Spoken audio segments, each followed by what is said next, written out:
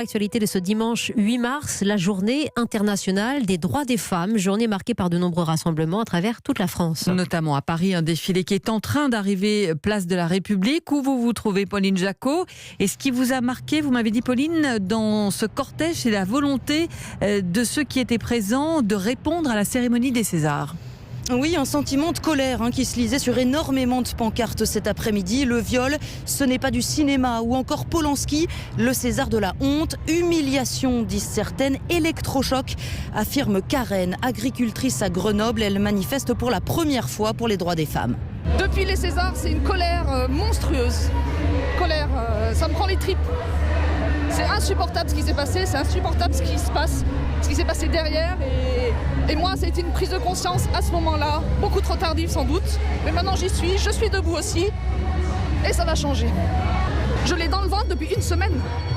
J'arrive plus à travailler, je n'arrive plus à rien faire tellement c'est là.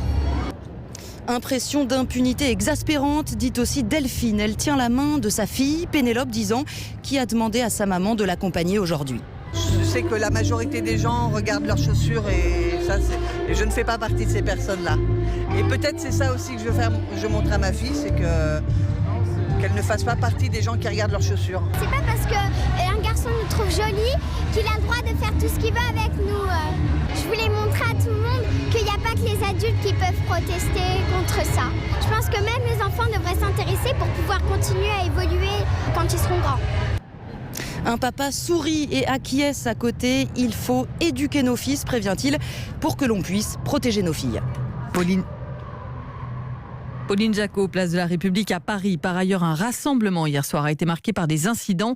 Les organisations féministes dénoncent l'attitude des forces de l'ordre. Toutes les femmes doivent pouvoir manifester pacifiquement pour faire respecter leurs droits, a tweeté la secrétaire d'État Marlène Schiappa.